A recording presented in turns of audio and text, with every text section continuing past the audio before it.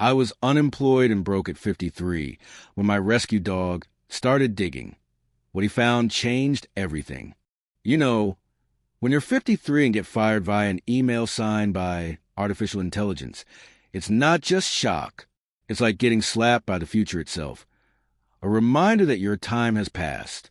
And there you stand, former history teacher, holding a cardboard box of memories, while on the threshold of your unemployed loneliness waits another burden, a limping Labrador. My story begins exactly like this, with digital betrayal and four-legged hope. I'm Harold Harry Bridger, and up until 3 months ago, I thought I had life figured out, not in some grandiose way. Mind you, just the simple American way.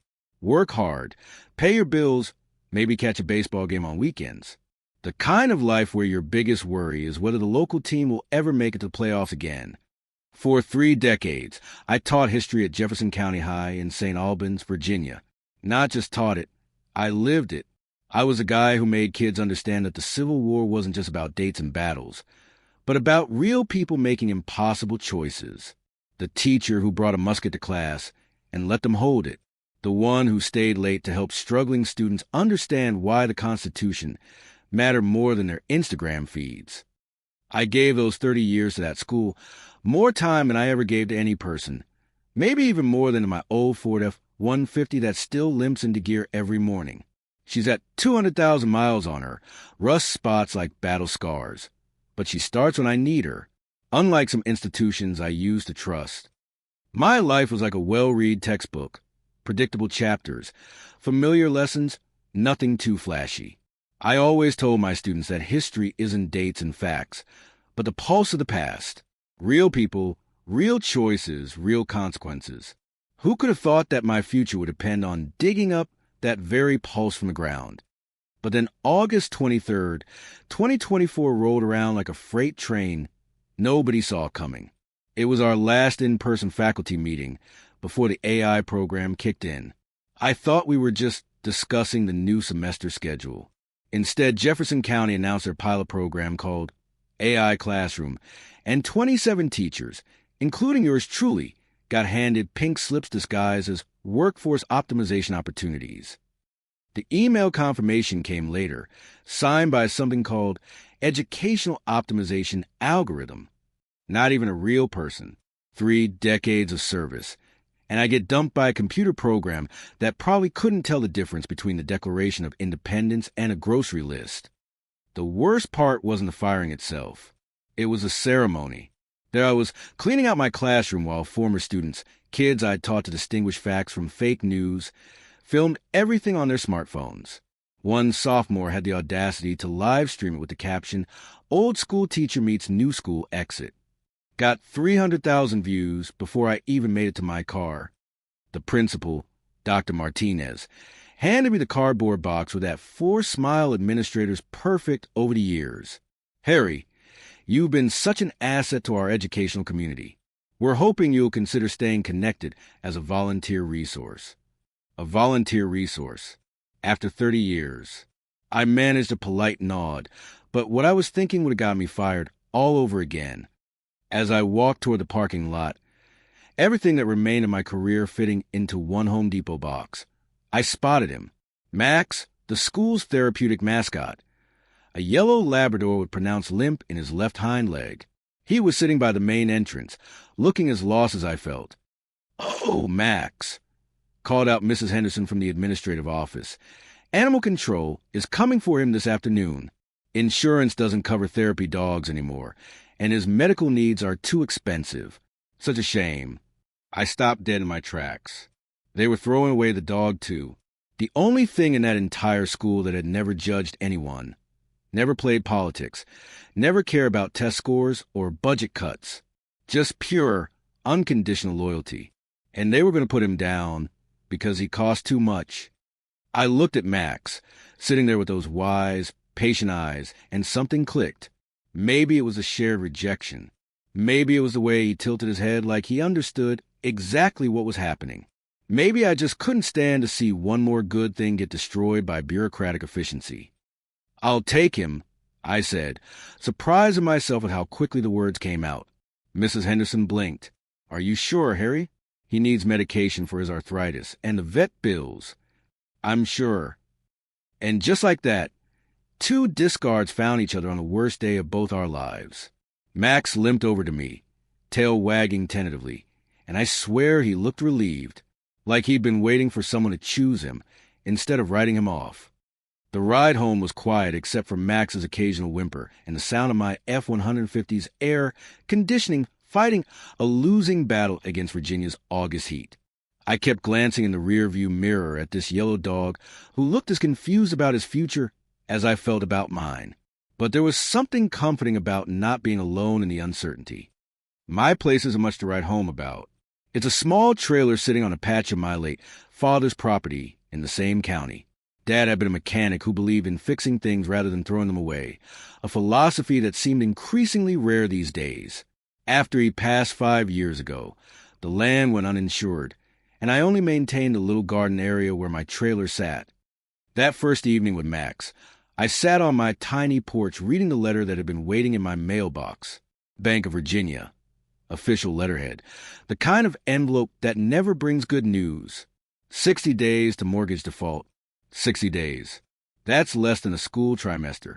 Much less time than I'd spent explaining the domino effect of World War I to teenagers who thought history was ancient and irrelevant. The numbers on that foreclosure notice might as well have been written in ancient Greek. 60 days to come up with $12,000, or lose the only thing I had left of my father's legacy. The modest inheritance had long since gone to medical bills and living expenses that a teacher's salary barely covered. I looked down at Max, who'd positioned himself at my feet like he'd been doing it his whole life. His fur was graying around the muzzle, and that left hind leg clearly caused him pain, but his tail still managed a hopeful wag whenever our eyes met. "Well, boy," I said, scratching behind his ears, "looks like we're both in the same boat. Two old-timers nobody wants anymore." Max just leaned against my leg, warm and solid and somehow reassuring. For the first time all day, I didn't feel completely alone. That night, I lay awake thinking about everything I'd lost in a single afternoon. Not just the job, but the identity. For 30 years, I'd been Mr. Bridger, the guy who made history come alive. Now I was just Harry, unemployed 53-year-old with a mortgage he couldn't pay and a disabled dog he couldn't afford to keep. But you know what they say about hitting rock bottom. It gives you a solid place to build from.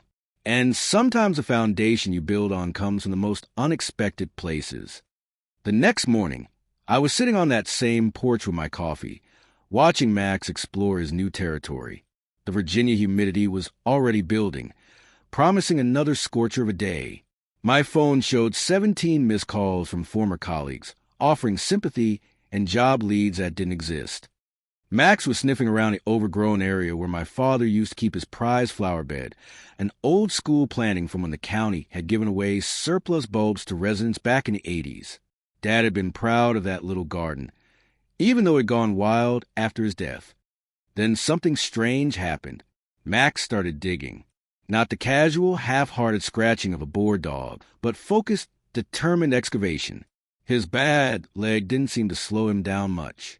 He dug like he was on a mission, like something important was calling to him from beneath the Virginia clay.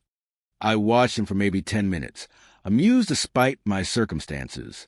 Here was this discarded dog, working harder than most people I knew. There was something almost philosophical about it, the determination to dig deeper when everything on the surface had gone wrong. "What you got there, Max?" I called out, setting down my coffee. Max stopped, looked back at me with dirt on his nose, then returned his excavation with renewed enthusiasm. Dogs don't usually have that kind of laser focus, unless there's something worth finding. My curiosity got the better of me. I walked over just as his paw hit something that made a distinct metallic sound, a sound that made my heart skip a beat for reasons I couldn't explain. Max stepped back and looked at me expectantly, tail wagging, like he was presenting me with a gift. I knelt down and brushed away the loose dirt with my hands. What I found made me question everything I thought I knew about luck, fate, and the universe's sense of humor. It was a coin, old, tarnished, but unmistakably real. I cleaned it off with my shirt, and my breath caught in my throat. 1798. 1798. Now, I'm a history teacher. Was a history teacher. I know enough about American currency to recognize that this wasn't just any old coin. This was from the early days of the Republic, when every piece of silver told a story.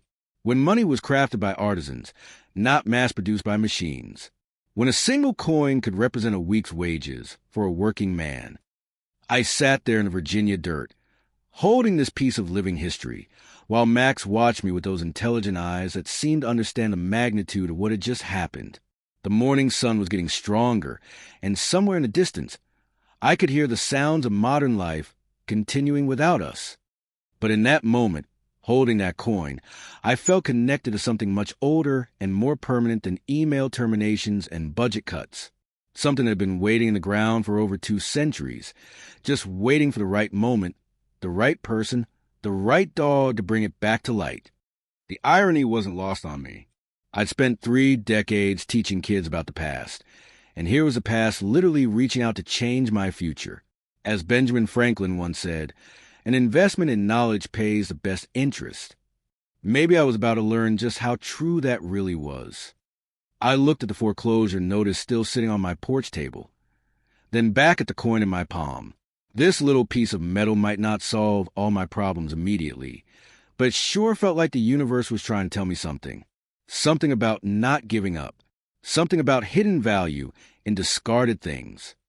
Max settled down beside me in the dirt, his job apparently done for the day. He'd found something that most people would have walked right over. Something that connected us to the very history I'd spent my career trying to make real for others. Maybe this was just the beginning. I didn't know what it was really worth yet, but something deep in my gut told me I had to find out. Something told me that this moment, this discovery, this connection between past and present was going to change everything. I held that 1798 coin in my hand. Max looked at me with those sad, but somehow incredibly intelligent eyes, and the bank letter lay on the table, counting down those final 60 days. This was the beginning of my new, completely illogical, but possibly most important life journey. Get ready, Mr. Bridger. History's not done with you yet. The morning after Max's archaeological discovery, I sat on my porch staring at that 1798 coin like it might disappear if I blinked too hard. The rational part of my brain, the part that had spent 30 years teaching teenagers to think critically, kept whispering that this was too good to be true. But the coin was real. Heavy, cold, undeniably there. I needed answers, and I knew exactly where to get them. Old Man Jenkins ran the only coin shop in 3 counties, tucked between a pawn shop and a Dollar General on Route 15. He'd been buying and selling historical artifacts since before I started teaching, and more importantly, he remembered me from high school when I used to hang around his shop instead of doing homework. The drive into town gave me time to think. Max rode shotgun, occasionally glancing at me with those knowing eyes, like he was keeping some cosmic secret. Every time I looked at him, I remembered the principal's words about put him down. Insurance doesn't cover therapy dogs anymore. What a joke. This dog might have just saved my house. Jenkins' shop looked exactly the same as it had 20 years ago. Dusty display cases, the smell of old paper and metal polish, and enough historical clutter to stock a small museum. The bell above the door still played that same off-key chime that had annoyed me as a teenager. Harry Bridger. Jenkins called from behind the counter, not even looking up from his magnifying glass. Heard about the school situation. Shame what they're doing to good teachers these days. Small-town news travels faster than gossip at a church potluck. I pulled the coin from my pocket, feeling suddenly nervous. What if it was just some tourist trinket? What if my one shot at financial salvation was actually worth about as much as a gas station coffee? Found something I'd like you to look at, Mr. Jenkins. He glanced up, squinting through his thick glasses. When I placed a coin on his felt-covered counter, his expression shifted from mild interest to something approaching shock. He picked it up with tweezers, examining it under his professional-grade magnifying glass. Jesus, Mary, and Joseph, he whispered, then caught himself and cleared his throat. Sorry, Harry. Where exactly did you find this? My dog dug it up in my backyard. Why? Is it worth anything?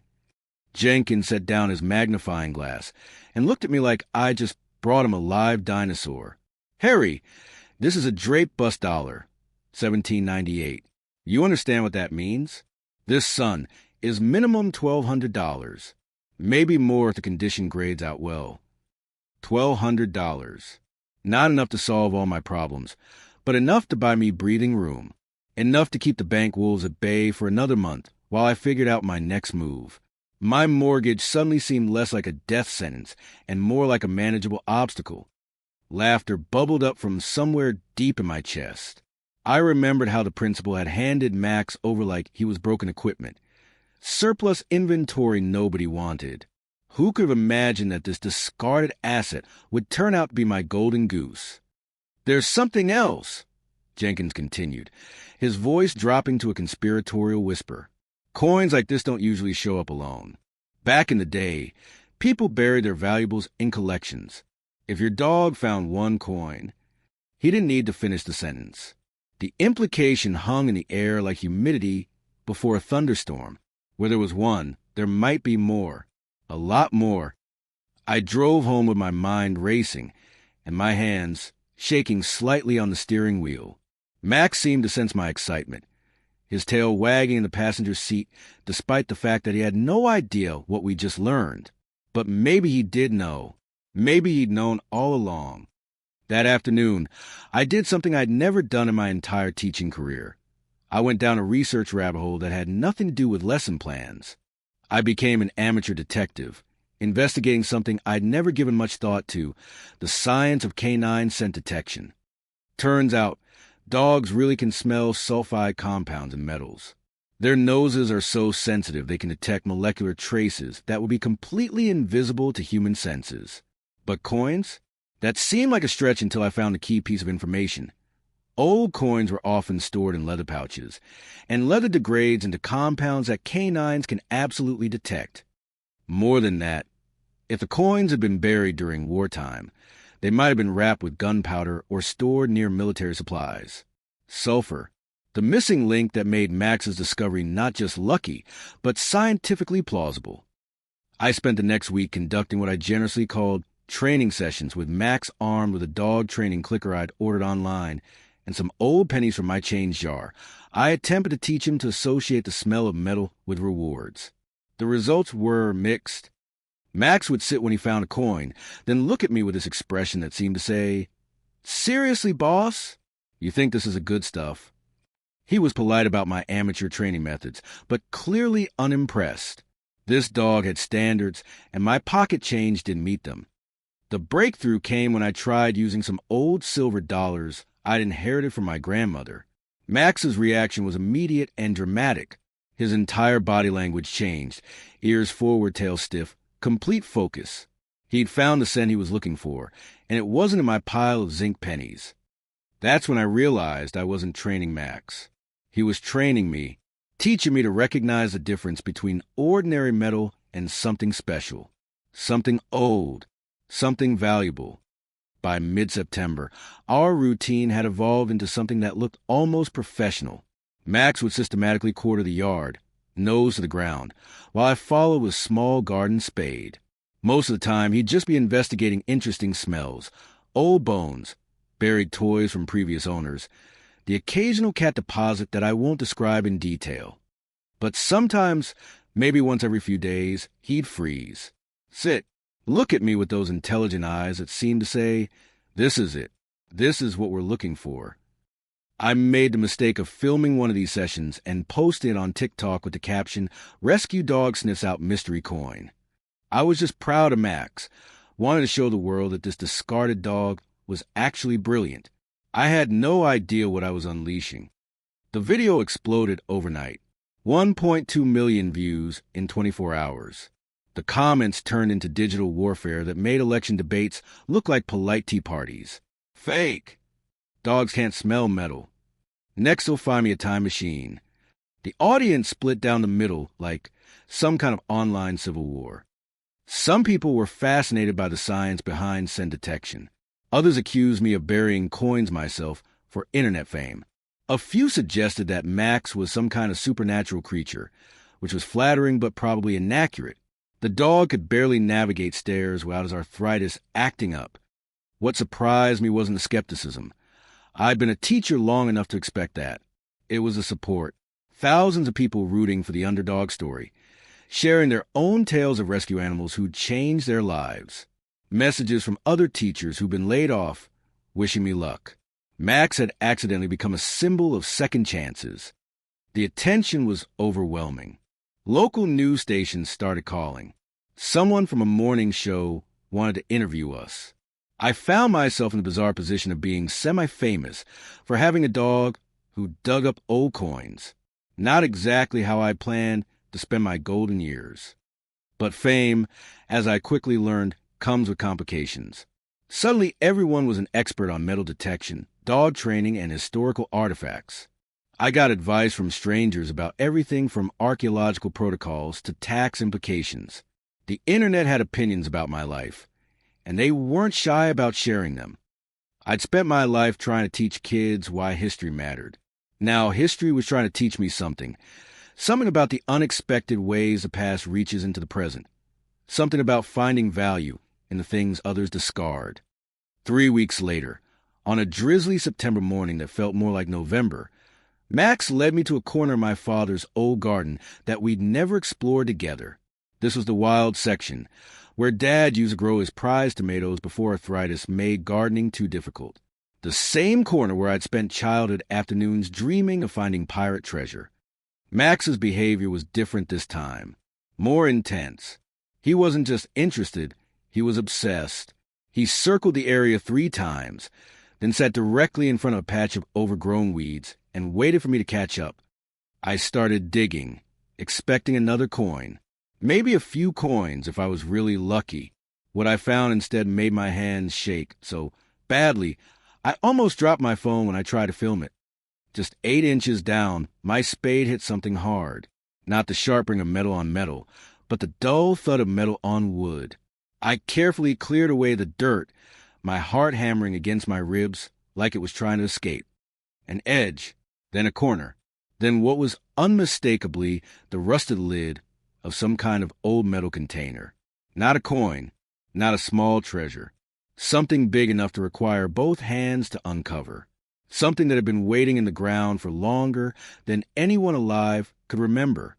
Max sat beside the growing hole, tail wagging triumphantly, like he'd just solved the greatest mystery of his life. And maybe he had. Maybe we both had. I didn't know whether to laugh, cry, or call the Smithsonian. The rational part of my brain tried to manage expectations. Could be nothing. Could be someone's old toolbox. Could be a container full of rusty nails or rotten fabric. But another part of me, the part that had always believed in the magic of historical discovery, knew this was different. The lid was too corroded to open safely without proper tools, but I could see enough to know this wasn't accidental. Someone had buried this chest intentionally, carefully, with the expectation that it would stay hidden, maybe forever. As I brushed the last of the dirt away from what was clearly a deliberately buried chest, I felt the same electricity I'd experienced in museum basements, touching artifacts that connected me directly to the past. This wasn't just metal and wood. This was a time capsule, a message from people who'd been dead for centuries. I looked at that rusted lid barely visible in the earth, and at Max, who was wagging his tail like he'd just won the lottery.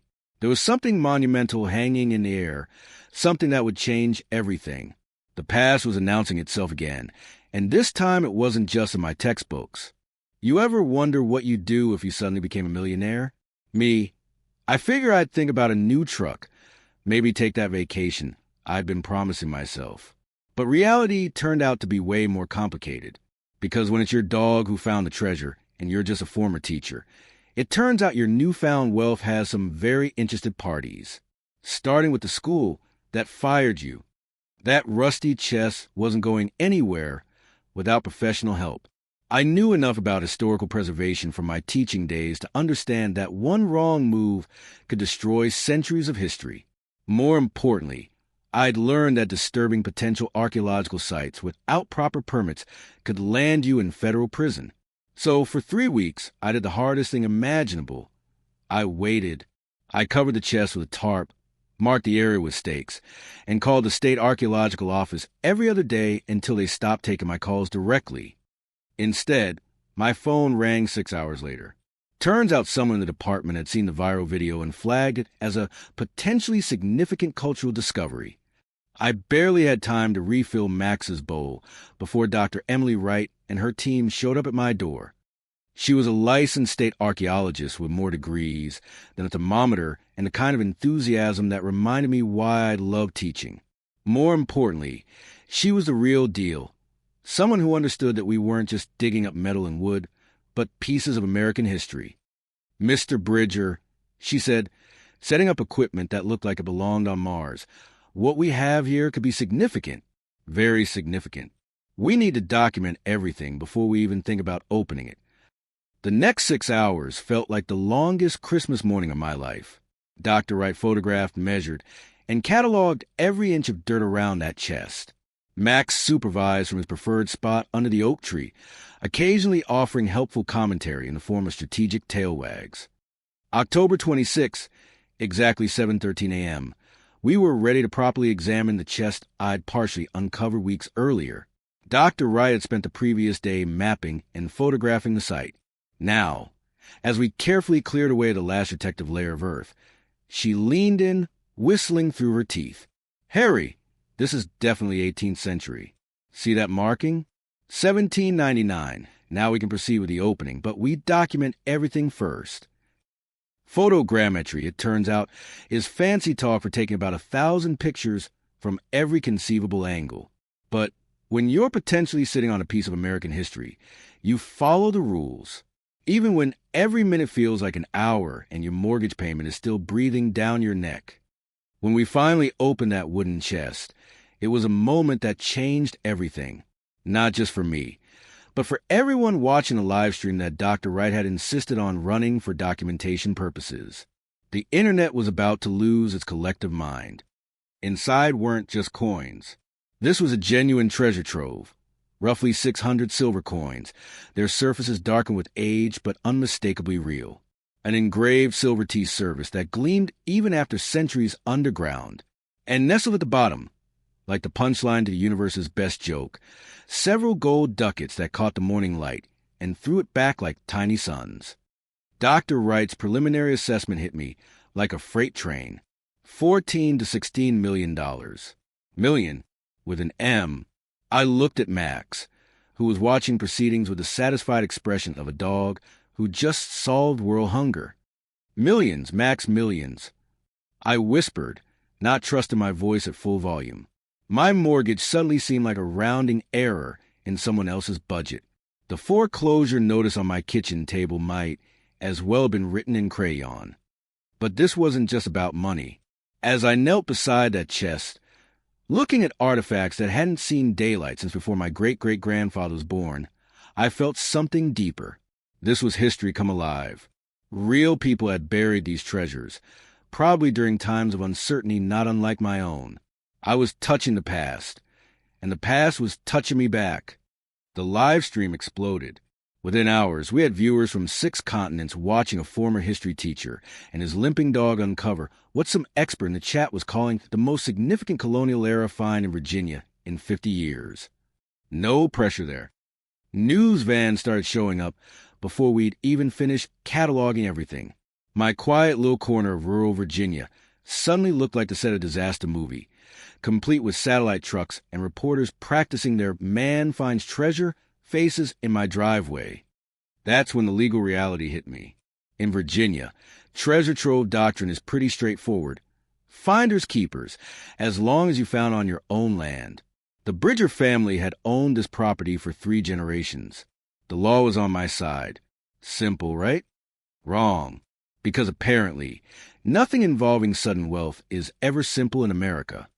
The first hint of trouble came exactly 1 week after the discovery, delivered by a courier who looked apologetic and slightly terrified. Legal papers. The kind with lots of big words and official seals that make your stomach drop even before you read them. Jefferson County School District versus Harold Bridger and one certain dog known as Max. They were suing me and my dog for intellectual property theft. I had to read it 3 times before the absurdity fully sank in. According to their filing, Max was school property when he made the discovery. Therefore, any treasures found using his unique capabilities belonged to the district. They wanted 70% of everything, plus damages for unauthorized use of educational assets. The same school that had scheduled Max for euthanization because he was too expensive to keep was now claiming he was valuable intellectual property. The same administrators who'd fire me via email signed by an algorithm were now arguing that my dog was their secret weapon. My outrage was so intense, I thought my mustache might stand on end. The sheer audacity was breathtaking. They'd literally thrown both of us away. And now they want to claim ownership of our success? It was like discarding a lottery ticket and then demanding half the winnings when someone else picked it up. Even the media couldn't believe it. CNN called it the most bizarre lawsuit of the decade. Fox News ran a segment titled, "School Sues Dog for Being Too Good at His Job." Late-night comedians had a field day. The court of public opinion was firmly on our side. But unfortunately, public opinion doesn't override actual court orders. November brought the legal storm in full force. The school district filed an emergency motion for a temporary restraining order, claiming the treasure was at risk of dissipation. Fancy lawyer talk for, "We think he might run off to Mexico with the money." Judge Patterson looked as uncomfortable as I felt during the preliminary hearing. He admitted, "I don't like it, but I can't ignore a claim this big without freezing the assets." Just like that, my financial salvation was locked away in legal limbo. 70% of $16 million. Sitting in an account I couldn't touch. The media loved it. Teacher versus school. The treasure war made headlines from coast to coast. Late-night talk show hosts cracked jokes about dogs with better financial planning than most Americans. Max became an unwitting celebrity, which he handled with typical canine dignity, meaning he slept through most of it. But beneath the circus atmosphere, I was facing a harsh reality. The mortgage payment was still due. The legal fees were mounting faster than my old F-150's mileage. I'd found millions of dollars and somehow managed to become poorer than before. That's when the real revelation hit me. This wasn't just about money anymore. It had never been just about money. After the initial shock wore off, I realized something important.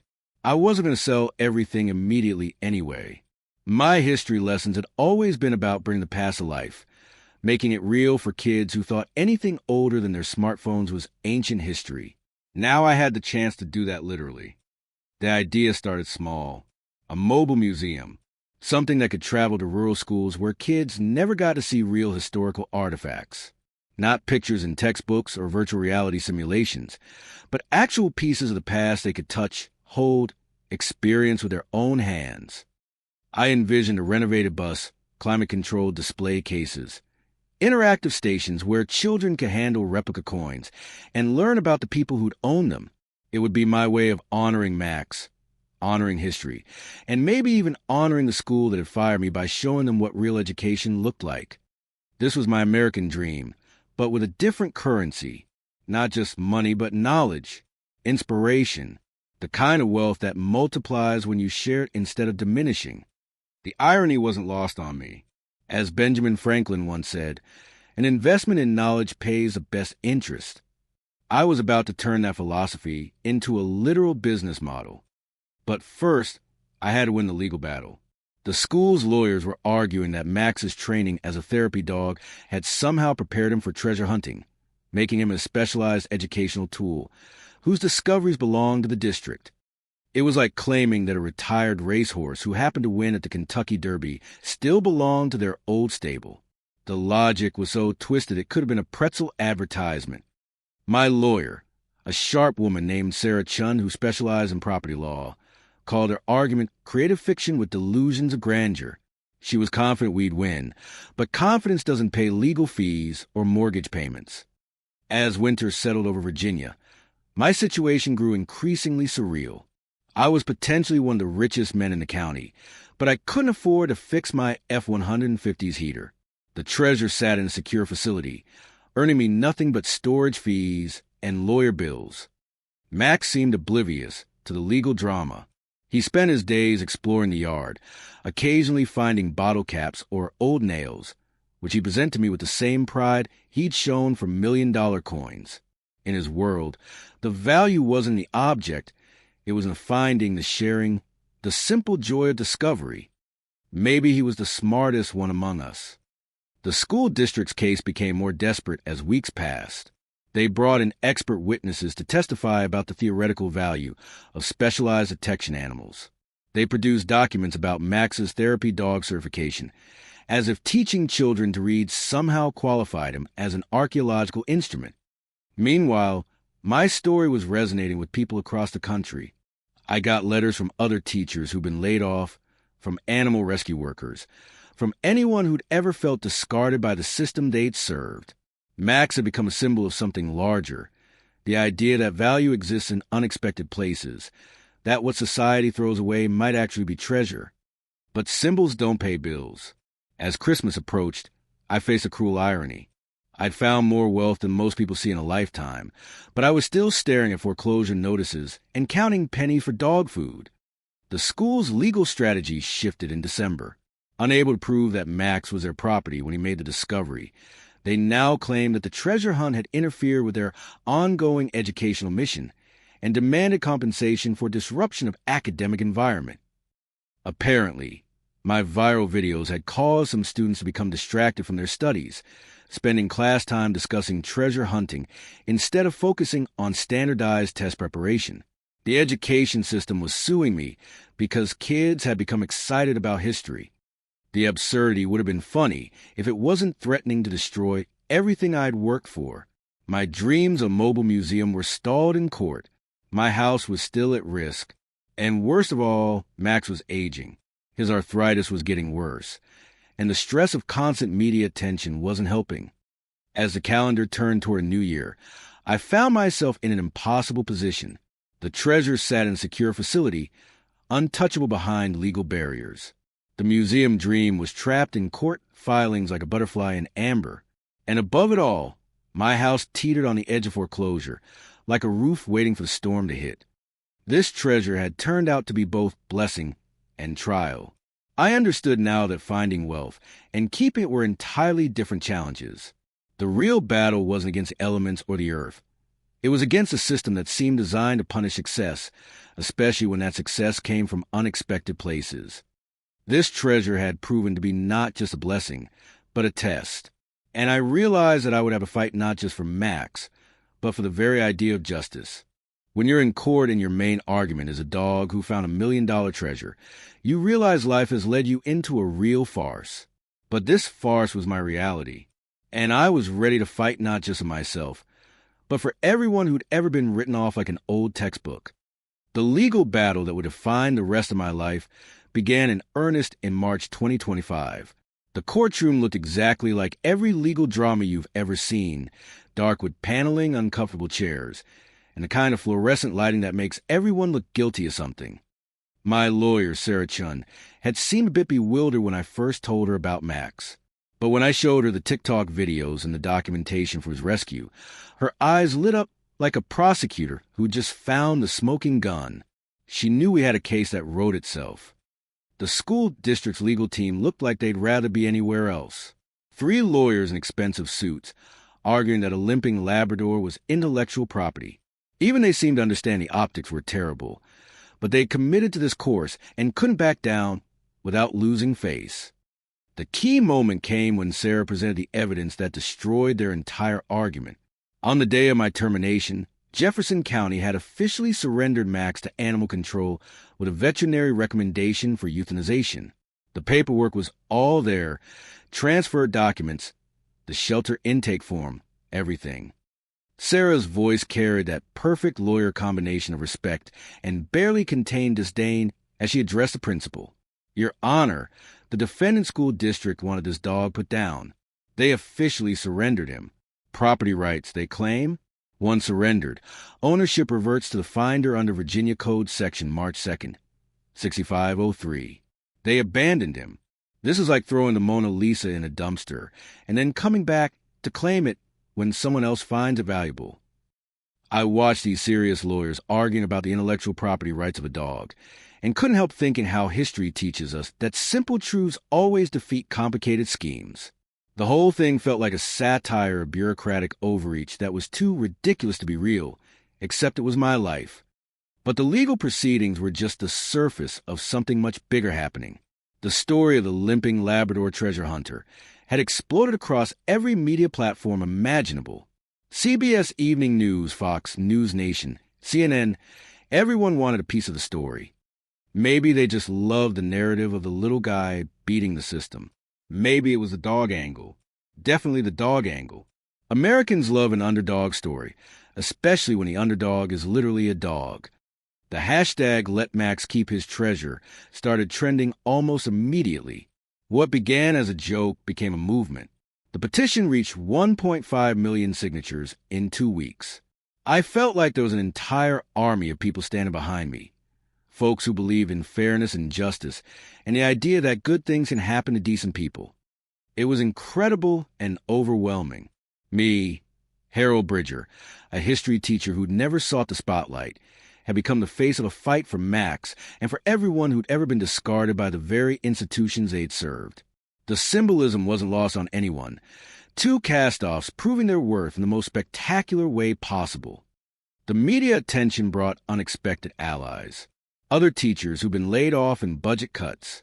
Animal rescue workers who'd seen too many healthy pets destroyed for economic reasons. Veterans who understood what it meant to be deemed surplus to requirements after years of faithful service. My story had touched something deeper in the American psyche. The belief that everyone deserves a second chance, that value exists in unexpected places, and that sometimes the things society throws away turn out to be treasures. But the real validation came in June when Time magazine called. Their photographer spent an entire day at my property, taking hundreds of shots of Max in various poses. The final cover image showed him wearing a specially made historical vest, sitting proudly next to the open treasure chest, with me barely visible in the background. The dog that sniffed out history and justice read the headline. I never imagined I'd appear on the cover of Time magazine. Max looked absolutely perfect, dignified, intelligent, every inch the hero he'd proven to be. This was a triumph not just for us, but for the idea that kindness and loyalty could change the world. That cover story shifted public opinion completely. Suddenly, we weren't just a quirky human interest story. We were a symbol of American resilience, the embodiment of turning adversity into opportunity. Max had become more famous than most politicians, and he handled it with typical canine grace, which is to say he napped through most of the attention. The court case wrapped up in July with a decision that surprised no one who'd been following the story. Judge Patterson's ruling was swift and decisive. 100% of the treasure belonged to me. The school district received exactly $0.00. But the judge added something that made me smile, a suggestion that the school district could rent our future museum bus at a reduced rate for educational programs. Even in victory, he was encouraging cooperation over conflict. Justice had prevailed, and there's nothing more satisfying than watching bureaucracy swallow its own pride. The moment the gavel fell, I felt not anger or vindication, but a strange sense of completion. This had never really been about the money. It had been about principle, about standing up for what's right, about proving that discarded doesn't mean worthless. I didn't know what to do next, so I walked Max's same route we'd taken every day during the trial. Same trail through the old garden where it all began. But it felt different now. The weight was gone. The future was open. Max seemed to understand. His tail wagged with confidence I hadn't seen since that first day he'd started digging. Immediately after the verdict, something both predictable and amusing happened. The same principal who'd barely looked me in the eye during my termination suddenly appeared with a nervous smile and an offer. He wanted me to return as an honorary lecturer for minimal pay, spouting nonsense about how they'd always valued my contribution. I just smiled and nodded politely. My thoughts were far from that school, far from the petty politics and budget cuts and AI algorithms. My thoughts were with Max and the road stretching out ahead of us. Justice, money, fame. What comes next? For me, a former history teacher, it was a question about legacy. Not about those millions sitting in the bank, but about what I could leave behind, about what Max had taught me. Sometimes, to find your place in the world, you just need to dig deeper. The Sotheby's auction of 40% of our treasure collection brought in $12 million gross. Considering the initial estimate of 14 to 16 million for the entire find, market excitement and media attention had pushed the total value closer to $30 million. I'd never seen money like that. Never imagined it. My first thought? Pay off the mortgage. Done. But real wealth isn't measured in bank statements. 30% went immediately into a trust fund called Max's History on Wheels, a 501c3 that would fund our mobile museum dream. The remainder went into conservative investments and an annual scholarship fund for rural teachers like I used to be. As my grandfather always said, real wealth is what you can give away, not what you can take. I was about to turn that philosophy into a literal mission statement. The mobile museum became everything I'd envisioned and more. A renovated 40-foot bus with climate-controlled display cases, interactive stations where kids could handle replica artifacts, and advanced audiovisual equipment that would make most classrooms jealous. But the real treasure wasn't the technology. It was the pieces of actual history we carried with us. Part of our treasure collection stayed with the bus, properly secured and displayed so children could see real colonial-era coins and artifacts up close. Not pictures in textbooks or digital simulations, but actual pieces of the past they could experience with all their senses. The bus became a time machine on wheels. The day we drove that museum bus to my old school for our first official visit was one of the most satisfying moments of my life. Not because of revenge. I'd moved past that. This was about legacy, about showing what real education could look like when you combine passion with resources.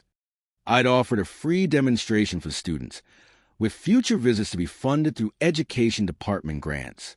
This wasn't about settling scores. This was about proving that genuine learning comes from human connection, not artificial intelligence. The kids were absolutely mesmerized. They got to touch coins that were older than their country, hear stories about the people who buried them, and understand that history wasn't just names and dates, but real human experiences. Max supervised from his cushioned spot near the driver's seat, occasionally offering his approval with strategic tail wags. During that first lesson, I let every child pet Max and thank him personally for his discovery. But when the principal approached for his photo opportunity, I politely declined his request to interact with Max. "Sorry, Principal Martinez," I said with a smile that held no malice but plenty of satisfaction. Max is very sensitive. He only trusts people who don't betray him. It's an animal instinct thing. There was no anger in my voice, just a quiet confidence that comes from knowing you've taken the high road. This wasn't just a history lesson. This was a lesson in dignity, in the value of loyalty, in the importance of not giving up on what others consider worthless. And Max was the perfect teacher for all of it. At the end of that first lesson, one kid raised her hand and asked a question that made everything worthwhile. "Is Max a hero?" I smiled, looking at my limping companion who'd changed both our lives. He's more than that. He's a reminder that the most important treasures are often the ones other people overlook. The success of our mobile museum exceeded every expectation. We traveled to rural schools across Virginia, then expanding to West Virginia, Kentucky, and North Carolina, places where kids rarely got to see real historical artifacts, where education budgets were tight and field trips to major museums were impossible. Our bus carried more than history. It carried hope. Every stop proved that learning happens when you engage imagination, when you make the past tangible, when you show children that they're connected to something larger than themselves. The slogan painted on the side of our bus said it all: find the past, respect the bond, build the future. I painted it myself, with Max watching from his favorite supervision spot. Each word felt earned, like a piece of the past finally falling into place. Those 9 words captured everything Max had taught me about value, loyalty, and the importance of digging deeper than surface appearances. Local news stations followed our progress. Teachers started requesting visits months in advance. Children wrote letters thanking Max for his discoveries. We'd accidentally created something that was changing how kids thought about history, about learning, and about the possibility of finding treasure in unexpected places. As our first year of Operation wound down, I found myself reflecting on the journey that had brought us here. A year ago, I'd been an unemployed teacher facing foreclosure, with nothing but a limping dog and a pile of bills. Now I was running the most successful mobile education program in the region. But the real transformation wasn't financial. It was personal. I'd learned that sometimes life's greatest treasures come disguised as burdens. That what society discards might actually be invaluable. That second chances aren't just possible. They're miraculous when they happen. Max had aged during our adventure, his arthritis more pronounced, his steps slower, but his spirit remained unchanged. He still inspected every new location with scientific thoroughness, still presented me with his findings, usually bottle caps or interesting rocks now, with the same pride he'd shown for million-dollar coins. In his world, the value was never in the object itself. It was in the search, the discovery, the sharing. He'd been teaching me that lesson from the very beginning. I'd just been too focused on the treasure to understand the true wealth right in front of me. Late at night, driving between schools with Max sleeping in his custom bed behind the driver's seat, I'd think about how this story would be remembered, not as a tale about getting rich quick, but as proof that kindness matters, that loyalty has value, and that the most important discoveries aren't always what you're looking for. We'd found millions of dollars in buried treasure, but the real wealth was in the journey itself, in proving that discarded doesn't mean worthless, in showing that education is about inspiration, not just information, in demonstrating that sometimes the smallest act of compassion, adopting a limping dog, can change everything. As I write this, our museum bus is parked outside an elementary school in rural Kentucky, preparing for tomorrow's program. Max is curled up in his favorite spot, occasionally twitching in dreams that probably involve finding even more spectacular treasures. The court battle ended with our victory. The world learned about Max's incredible abilities. The principal's awkward job offer became just another strange footnote to this adventure. I looked at Max peacefully sleeping at my feet and realized that the most exciting part was just beginning. We had a new path ahead of us, nothing like the one I'd walked before. Our museum bus rolled forward, leaving dust clouds behind and opening new horizons ahead. Max slept beside my feet, and I knew I'd found not just millions, but genuine purpose. The meaning was in carrying history forward, in respecting the bonds that appear in our lives, and in believing that even the smallest and most overlooked things can hide the greatest treasures. This was my American dream, discovered thanks to a limping dog.